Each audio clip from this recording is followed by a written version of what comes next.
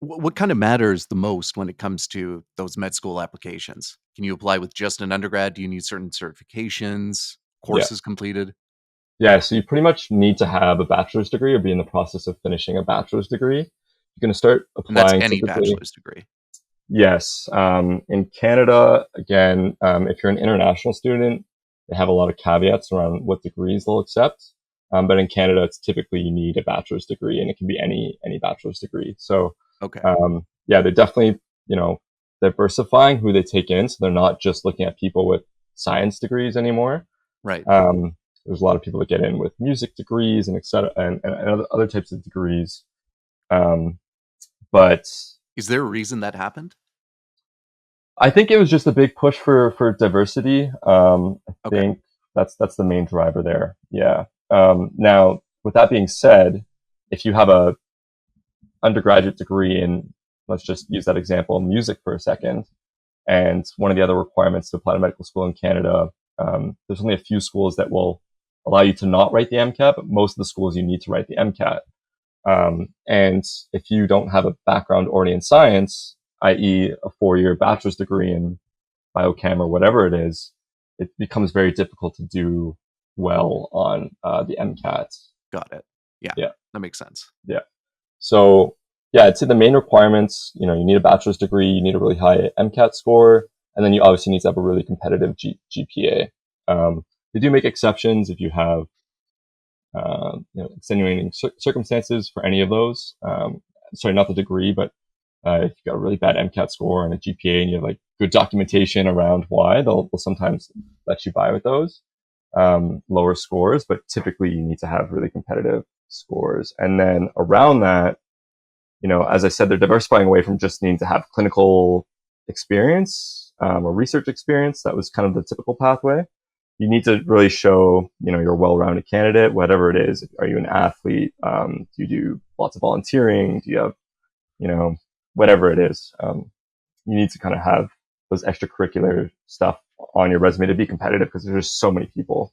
So yeah, so walk us through like that interview process now, because like this, again, I'm going to mention this for the listeners, but this just blew me away. 4.0 GPA, Dean's List, varsity athlete, University of Waterloo men's rugby team, co-founder of the Canadian Society of Epidemiology and Biostatistics, and it was still you still didn't get in. Yeah, exactly. So I had And a there's a doctor shortage in Canada. yeah. So it's quite a competitive process. I'm definitely not alone in the group of people who tried for years and got close um, or didn't get close, even though they were competitive. So um, having all that said, I guess I had a really strong GPA, really high MCAT score, varsity athlete. All these things I mentioned. I didn't just have clinical research experience. I had that too, and 20. Now it's 20, but at the time I was starting to apply. It was maybe 10 research publications. Right. Um, so I kind of had what I thought was a really strong application. Um, and I did have a strong application. I was landing interviews at various medical schools across Canada. Most people like myself will apply to all of the medical schools across Canada just to increase your chances. Right. It's also a barrier for a lot of people because it becomes expensive. Every medical school application's, $200.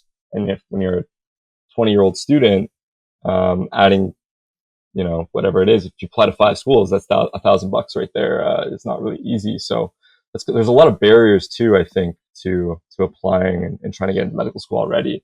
And then you add in the competitive aspect, and we'll get into here, like, how crazy the ecosystem is in Canada and the shortage, but just extremely competitive. I can throw out some statistics. So I applied basically over 4 medical school cycles, so 4 years in a row. My first year, I was just starting my third year of undergraduate. My undergraduate degree, didn't get any interviews. My second year, I applied. I got like 3 to 5 interviews. I think that was just more the way I framed my background and got better at writing application essays. Just to jump in real quick, is that Yeah, common? Do people start applying right away in first typically, year, and then it's kind of that, I guess there's a timeline. yeah, It, yeah. typically all of these pre-med students start applying in third year. Most people that are gunning for med school out of Got it. university. We'll start in third year, and some people get in right away, but there's a saying out there that usually it takes people 3 or 4 tries. So honestly, part of the whole process is like, can you stay resilient enough to stay on that path for all of those tries? Like if you don't get in one year, do you try again the next year? And then do you try again the next year? And then do you try again the next year? Right. Or do you decide to, okay, maybe I need to get my career going. I need to get my life going. So that kind of all led into my pathway as well. But um, so first year, no interviews. Second, third, and fourth year, I had a number of different interviews at various schools.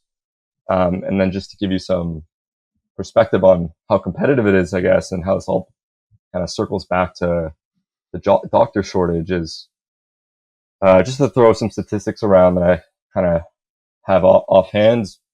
Um, I think, a school like University of Toronto, probably one of the larger medical schools in Canada, kind of grown a bit over the past 10 years, but generally they take in about 250 students every year. And that's across all domestic and international students. And there's about, any given year, 4 to 5,000 people apply, and it's typically increasing year over year. And while the number of applicants are increasing and the number of doctors are increasing that we need in Canada, the seats aren't necessarily increasing to match either A, the population growth, or B, the amount of Right. applicants. So the acceptance rate is kind of going lower. And then you can layer on top of that on the competitive. So the acceptance rate is, if you do 250 divided by 4 or 5,000, it's about a 5% acceptance rate.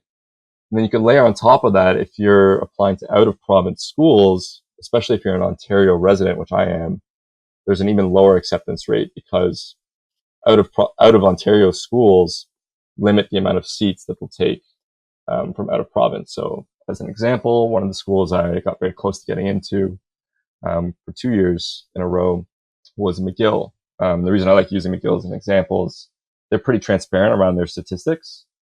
Some schools aren't as transparent, especially when it comes to how many people get waitlisted, etc. But Mhm. um, McGill has only 10 out of province seats, so they have a few different pathways now for people that have military background or indigenous Right. or disadvantaged populations. But um, classically, out of province Canadians, there's 10 seats, and usually anywhere from around 2,000 people apply. So that's like a 0.5% acceptance rate.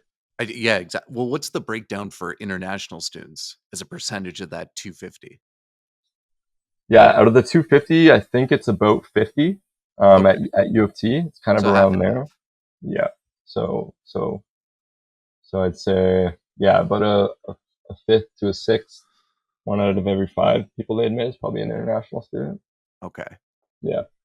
That's Yeah. And interesting. then, that goes into kind of what's going on separately from the medical stuff. But um, recently, a lot of universities are starting to come out with news that they're struggling financially.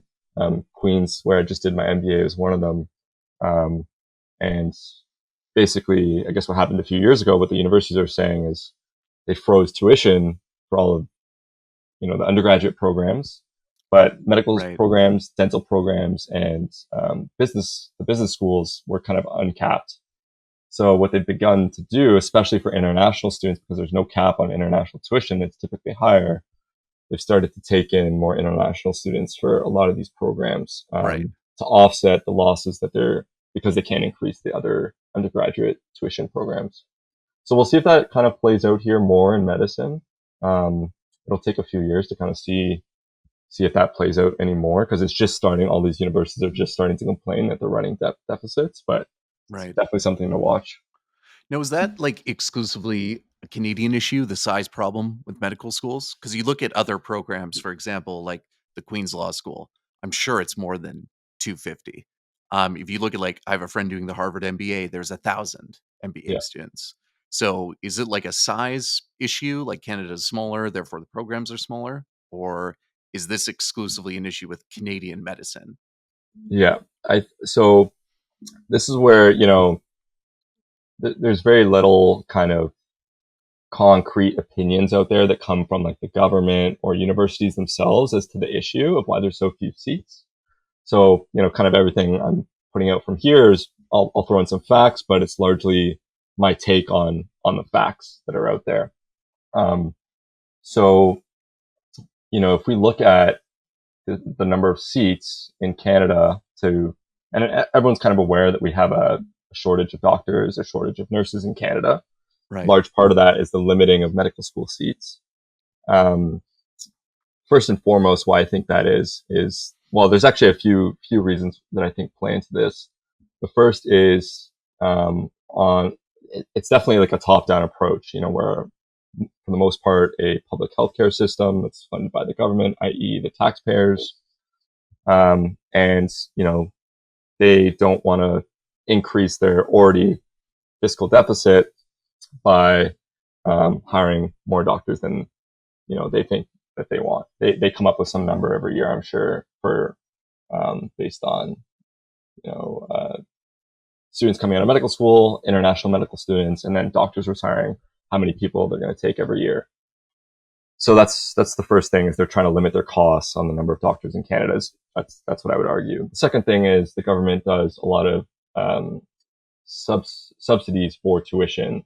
So the average, if I was just a ballpark, as a domestic student, anyways, for medical school in Canada, it's about 25,000 per year in tuition. Without government subsidies, it would be a lot more. So they definitely do subsidize the tuition for medical students. So they're probably trying to limit how much subsidies they give to the university for these medical programs. Right. The second reason why I think they limit the number of medical seats for trainees in Canada is because they can get away with it. And it's kind of one of those systems where until it breaks, they're not going to really change it. And obviously, our system, people have been complaining for years, but it's still somewhat functioning until something really breaks. I don't know if things will change um, until they need to. So what do I mean by they can get away with it? Um, so when you do your 4 years of medical school, after that, you typically have to do your residency before you can become a licensed doctor. If you go into a specialty, let's say you become a cardiologist, you have to do more than just the basic residency. You have to do an extra couple of years. So the residency spots are also limited. So all of the medical students that come out of medical school in Canada, um, so let's say out of all the residency seats, so you come out as a medical student, then you have to go do your residency. Out of all those seats, about 90% of them are reserved for Canadian medical graduates. So Could you explain that process a little bit, like the transition from medical school to residency? yeah, absolutely. So just in terms of like when you graduate and then you're training and then you're kind of in the workplace, or Well, do you like, mean do you like need for residencies, is it kind of like, an internship at like a law firm or an investment firm where it's, there's another set of interviews and, you have to get hired again and there's a yeah, chance that you won't get it. And now you're yeah, kind of in this, purgatory of a- not being able absolutely. to get one. So that's the other crazy part to all this. Before I even jump into the international part of it, but um, yeah, if there's about 3 to 5% per year of medical students coming out of schools in Canada, within Canada, that don't get a residency seat. So they've spent 4 years of their life, whatever it is, a Yeah, that's hundred grand in crazy. tuition alone, and then they won't get into residency, and we have a shortage, right? So you have about 3 to 5% every year don't get a seat, and then some of them keep trying for a few years and they'll eventually get it, but some don't ever.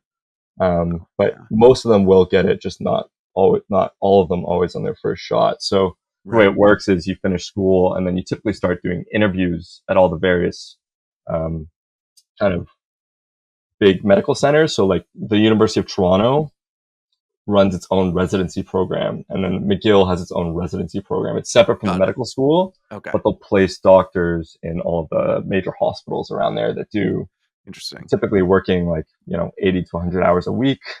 You're working a lot of hours. And you're You not do, getting paid much either. How much is like residency usually? yeah. I haven't looked into it in recent years, but kind of the standards around 80 to 100K, I would say, Okay. based on what I've what it was a few years ago Okay. when I was It's not as bad as I so thought. yeah, yeah. So definitely gets you know, people started. But yeah, so from there, where it gets really interesting is, so you have that 100% pool of residency seats. 90% of them are for Canadian students. About 10% of them or so, give or take, these are all rough numbers, are for international medical graduates. Right. These are either Canadians that have gone abroad to Ireland, Australia, Dominican Republic, US, wherever it is, Hmm. to do medical school because they can't get in here most of the time and they're trying to come back. Or you have people that are trying to immigrate to Canada, trying for some of these IMG seats. Yeah. And typically, before they even do the interviews, they have to pass a medical examination um, to even uh, try and get a residency interview. So, I think the stats in recent years just around that, this is part of the reason why, people would always ask me, okay, you're getting close, you're getting interviews. Why didn't you go away to medical school in Ireland and then try to come back? You, stats are, roughly 30% of people or international medical graduates get into residency every year. So I looked at it like I have a 30% shot of getting back in, um, Right. back into Canada. So those are kind of low odds when I'm going to go spend, taking a massive loan, go do medical school, unless you're really open or committed to leaving Canada for your career and for the rest of your life, perhaps, or being okay with coming to Canada but not practicing medicine. Yeah. Yeah, yeah. Kind of So defeats the purpose. yeah, so there's a couple other layers that go in, but just circling back to why the government keeps the seats low. So that kind of was all background on how few seats are and how competitive it is, even for residency, even if you get into medical school I or if you leave. do have a Yeah. quick question about, let's say I'm Iranian and Mhm. I was a doctor in Iran. I come to Canada. What are the tests that I would have to do to get fully certified? And is there like some kind of grace period where I guess I'm being monitored? I need to report my performance. And is that the same with, for example, if I go to school in Australia, get a medical degree there, and I come back? Um, yeah, how does kind of the post post residency stuff actually work for international Yes. people? So outside of the US and I believe it's the UK, I could be a little shaky on this because, yeah, once I kind of went the business route, I fully stopped paying attention to, well, I didn't fully stop, but I stopped paying attention to all the kind of No, no, I got changes you. that they're I going got you. on. But outside of the US and UK, you pretty much have to do your residency. You have to pass that initial exam and you have to do your residency in Canada to practice here. And if you can't Right. do those things in those extremely competitive processes, um, you're not going to be able to practice in Canada. And they definitely do have a preference for where you come from.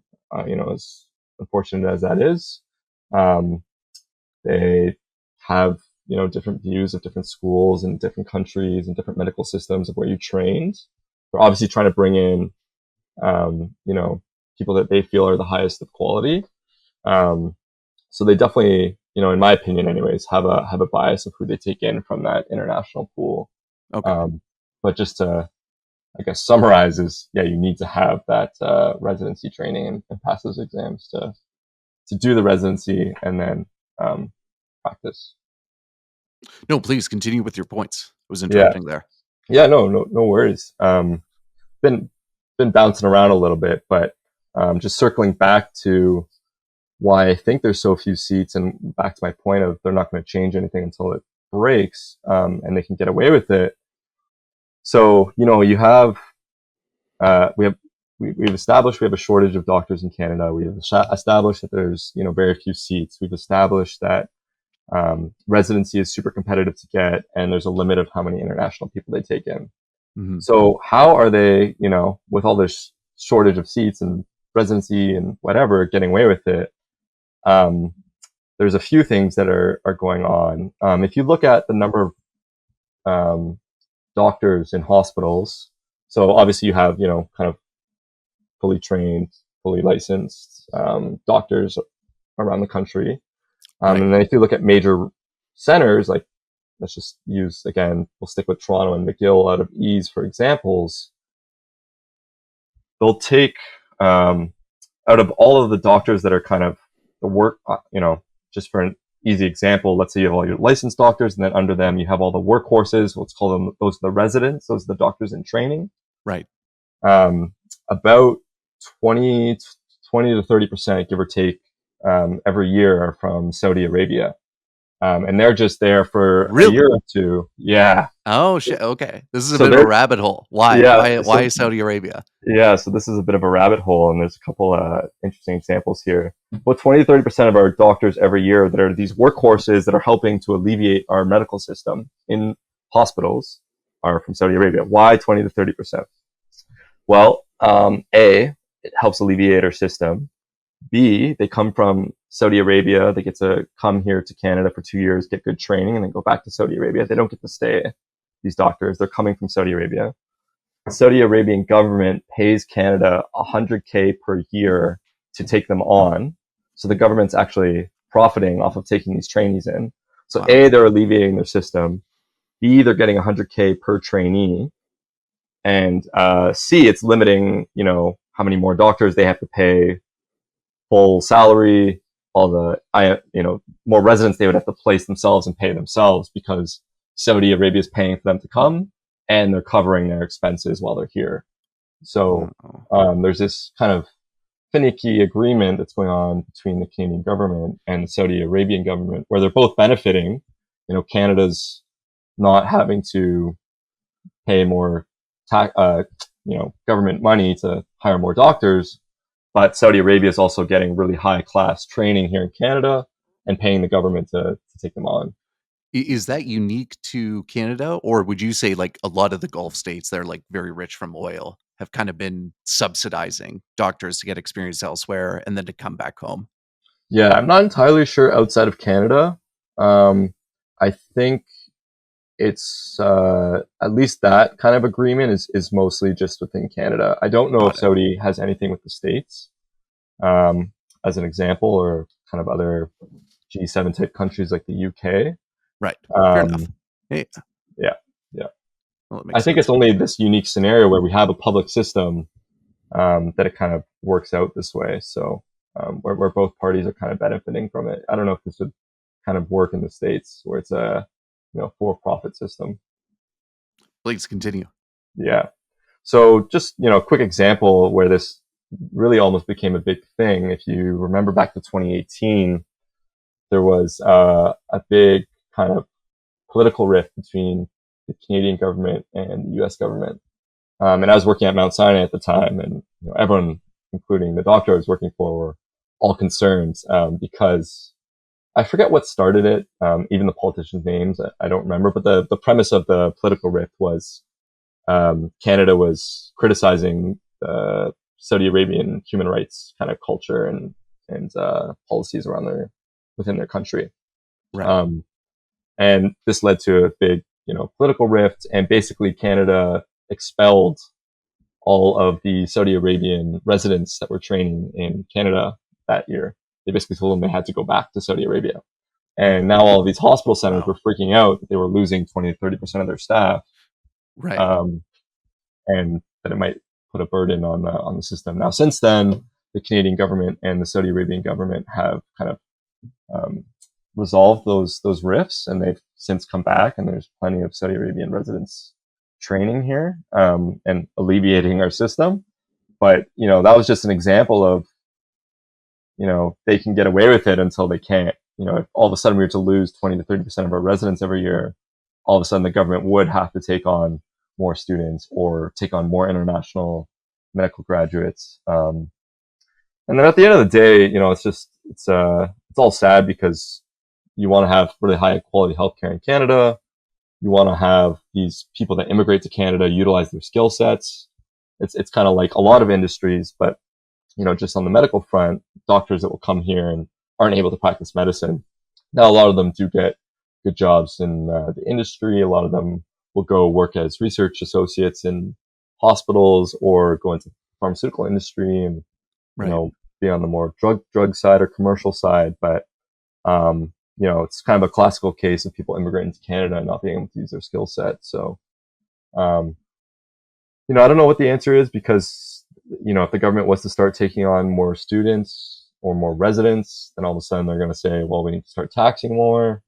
Um, and people don't like taxes going up, and it hurts our economy and people's Right. income and blah, blah, blah, blah. But so it's a really, tough issue when you get into, it's not as simple as saying just go, obviously I've been making the case about how few spots and how competitive and, the system's just kind of, um, living on the edge, so to speak. But it's not as simple as I think saying, oh, well, open the doors and increase spots and increase residents, because they're going to sit there and probably raise taxes if they do that. So, Right. or divert spending from somewhere else, like other social programs. No, absolutely. I mean, when you say the only way they're gonna fix the system, being the government, Yeah. when it breaks, what some people would say it's broken. But what's your opinion on, like, the tipping point when things might actually change? Yeah, I think a couple things. We'll have to see how everything plays out. Obviously, the Ford government here in Ontario. I'm not sure the other provinces because there's only so much bandwidth I have to pay attention to everything. But the Ford government here in Ontario has been making a big push for privatization of healthcare. So that could be something that alters the scheme of how everything's rolling out. I think the other thing, COVID was quite interesting. I actually thought that some changes might come out of that. It doesn't seem like there have really been any big changes. What they ended up doing, obviously, was calling back a lot of doctors, but I didn't really see, them open the floodgates in terms of seats they were allowing for medical students or take on more residents. So, that's kind of it. It's almost interesting. I haven't really looked into that per se. I probably should at some point to why there weren't more changes that came out of COVID. Um, but that's what I thought would have been something that would have made them change their ways, but it hasn't. So Right. I think it's either going to be this push for privatization of healthcare, and it's going to limit the amount of public doctors, and then if they do that, maybe the government stops subsidizing the seats. Who knows? I just think if it becomes more like the states where the government isn't funding doctors or the doctors, hospitals, whatever it is, as well Right. as the medical schools, the schools would probably be more comfortable taking on more people. And same thing with residency; they might be able to take on more residency spots. So yeah, that's probably my best guess is if we were to ever become more like the U.S. system and away from the public system. Now, I'm not a policy expert, so again, if anyone's listening and they have differing views, these are just kind of my experience going through the system of applying to medical school and what I've observed over the past few years, um, as well as working at Mount Sinai. But there will be a lot of experts out there that probably have better opinions on how to fix our public healthcare system and somehow make it able to have more doctors in Canada. But Yeah. Like, when we talk about people applying to Australia, the UK for medical school, for example, it would insinuate that it's easier to get in there, or at least less difficult than Canada.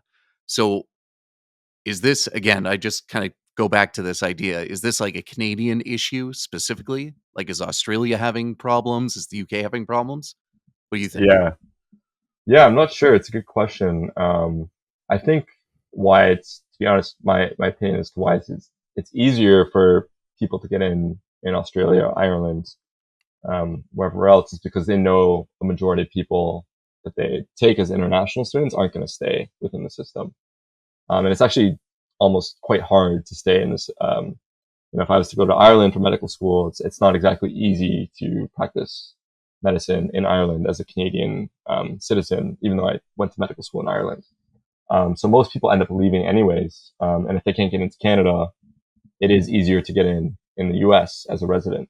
So a lot of Right. people will end up, um, I forget the stats. I'm sure I could look it up or listeners could look it up if they're actually interested in this topic. But you can find the statistics for the amount of Canadian medical students that go to Ireland, and then what are the requirements and the percentages of people that actually end up practicing in Europe. It's quite low. I'd say, Really? Yeah. I'd guess it's around 20%. But so I think that's why it is easier. They're willing to take people on that are, you know, um, that they know likely won't stay. They'll probably end up either a small proportion of them back in Canada or in the US. And then, yeah, I'm not fully kind of in tune with UK and in Australia's kind of healthcare burden or lack of at the moment. Let's talk about some of the kind of other avenues in healthcare as well. Like, you were a research analyst at Mount Sinai. Hmm. What did that entail?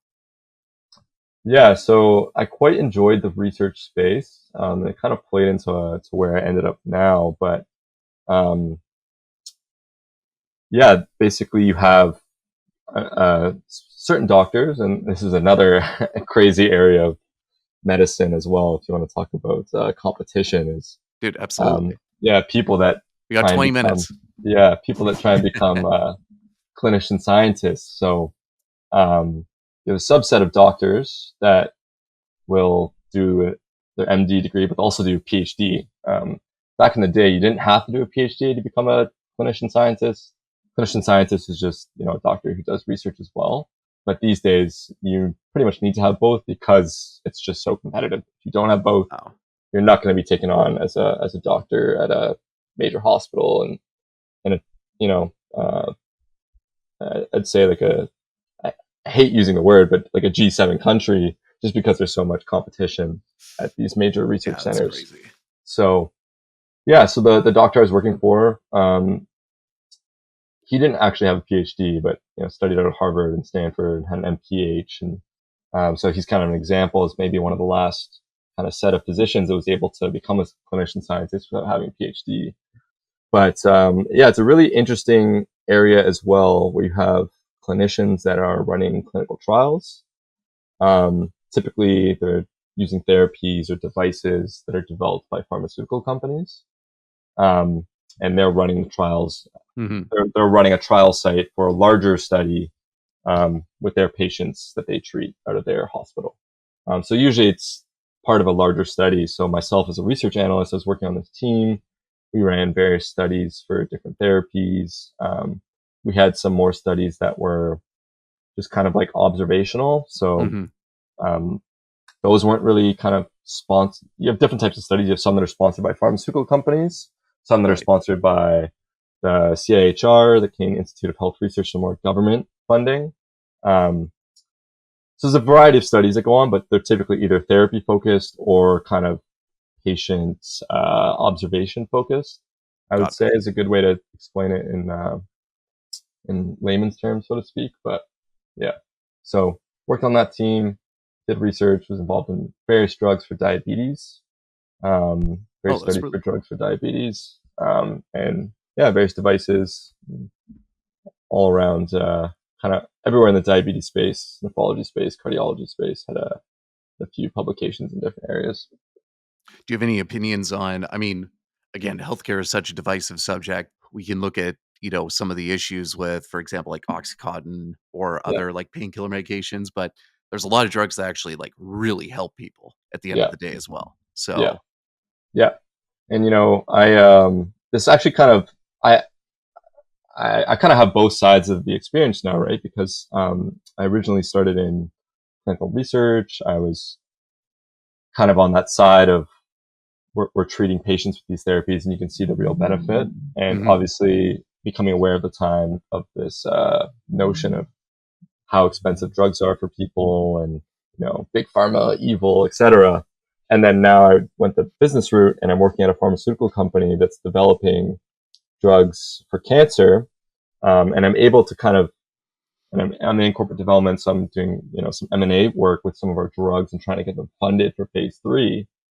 And I'm really on the financial side now, where I can see how much it costs to run a trial, yeah, and then exactly. even if the drug pans out and it gets approved, after you're able to, and once a drug gets far enough along in development, you're able to actually get a good idea of what the drug is going to be priced at in different markets.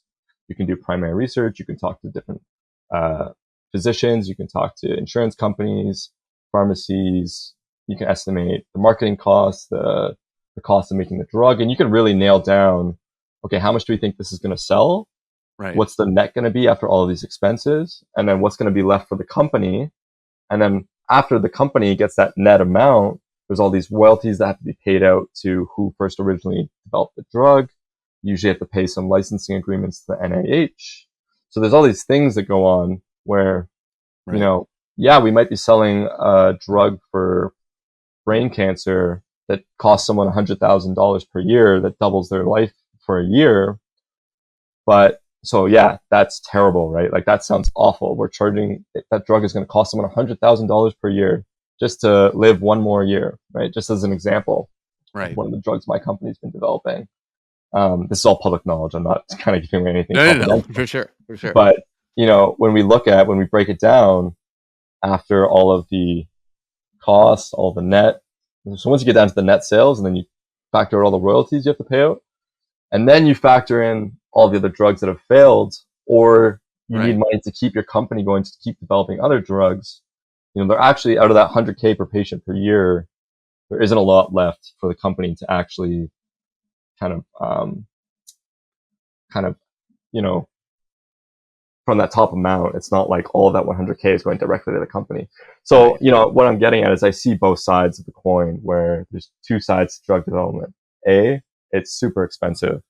But B, when you look at the net and what actually happens for a lot of these therapies, um, there isn't always a ton left at the end of the day. Now, this isn't always the case. Sometimes there are drugs that are really mispriced or they're just super profitable. But again, I think that just it becomes a very controversial topic for sure. Right. Um, but again, I can see why they do get expensive. Just to finish off our example, like our lead drug for brain cancer, it's for glioblastoma, the same brain cancer that killed Gord Downey of the Tragically Hip here in Canada. There's no therapies for it. People typically get, it's called glioblastoma, they get surgery, chemo, radiation. And 100% of those patients, the brain tumor always comes back. When the brain tumor comes back, they have about 6 to 9 months to live, and there's no therapies that exist. Right. And big pharma has tried for years to develop a drug for this this very aggressive form of brain cancer, but they've had a ton of failures in the space. So they're not really willing to go back and develop a drug. My company has one that's ready for the final phase of trials, and we can't even convince a lot of them to partner with us on it because of all the failures they've had in the past. Right. So, there are times where even though there could be a good financial opportunity, the risk associated isn't even enough for the payoff to be worth it to some of these big pharma companies. So there definitely is that aspect of dollars and cents. There's both sides of the coin of, patient affordability and, the dollars and cents side, but definitely an interesting space to see it on both ends so far in my career. That makes sense, and I mean, that's really cool that you're now in the position you're in to, like you said, see kind of the whole sphere. Do you in terms of I mean, which whether it be like conditions, diseases, stuff like that, are there treatments that you're optimistic about that we'll see solutions to very soon? Like, for example, in our lifetime, could there be a cure to like Alzheimer's or even diabetes? Something like that. I guess diabetes is a bit different, but Yeah. It's a tough question. So I'll stick to the therapeutic areas that I know well, which are now diabetes yeah, and yeah, of cancer. course. Of course. Yeah, Alzheimer's, I'm not, fully up to speed on everything, but yeah, diabetes is an interesting one. You've had a lot of hype in recent years around Ozempic and Mounjaro. These Yeah, people that are Ozempic, absolutely. using them for weight loss. Um, so let's stick with diabetes for a moment. Diabetes, obviously, type 2. So there's type 1, type 2. Type 1 is more the autoimmune version. Uh, a large part of it's thought to be genetic disposition. Right. There's evidence to show that it's not all genetics, but anyways, genetics play a large part in that one. Typically, people are diagnosed when they're young, have an autoimmune disease, and their immune system attacks their body. Type 2, type 1, I honestly think there actually might be a better chance of developing a cure because it's all about tuning immune cells. Okay. Now, it's also very complicated tuning immune cells, and it's Right. kind of similar. There's actually a lot of overlap between cancer therapies and autoimmune diseases because they have so much to do with the immune system. But Type 2, I honestly am less optimistic on for a variety of reasons. The biggest one is, you know, you basically have these um, pretty revolutionary drugs that have come out in Ozempic and Mounjaro, and some of the therapies that I was able to work on at my time at Mount Sinai. They're called SGLT2 inhibitors. Um, they're also really great for lowering blood sugar and weight loss. All the big pharmas have them developed now. They're all FDA approved and really great. So these kind of GLP-1s, which are the Ozempics and Mounjaros, and then the SGLT2 inhibitors are kind of revolutionary type 2 diabetes drugs. Right. The problem with them is people, so type 2 is typically insulin resistance. Is basically people over time, they eat a lot of sugar, they're not exercising. Insulin's the hormone responsible for lowering your blood sugar. It takes sugar out of your blood and stores it in cells, and then your cells can use it later for exercise or whatever it is. Okay. Over time, people constantly have high blood sugar because they're not eating properly and they're not exercising. Right. And then your body's insulin stops responding to the glucose. So what happens is glucose stays really high, and then insulin stays really high, and then that's in this vicious cycle of insulin's not responding to the glucose, so your body starts producing more insulin to compensate, Right. but then eventually you get more resistant, and the sugar goes up again, and it's like this arms race. So what you've had are these drugs that have come out that have helped people really lower their blood sugar and increase, their body's ability to lower their blood sugar. What happens is people don't change their habits. They continue eating poorly. They continue not exercising. And eventually, these drugs that are really helpful aren't able to compensate anymore because the cells that produce insulin just stop functioning. So, to be honest with you, obviously there's a large focus now on prevention for various diseases. I think that's probably still the best route to go for a lot of diseases. There's obviously a large interest now in medicine in the general population, people around supplements and vitamins and kind of healthy lifestyles. I think that's kind of the most exciting area for a lot of diseases, because there's a lot of these physiological pathways that just become really hard to repair at some point from a medical point of view.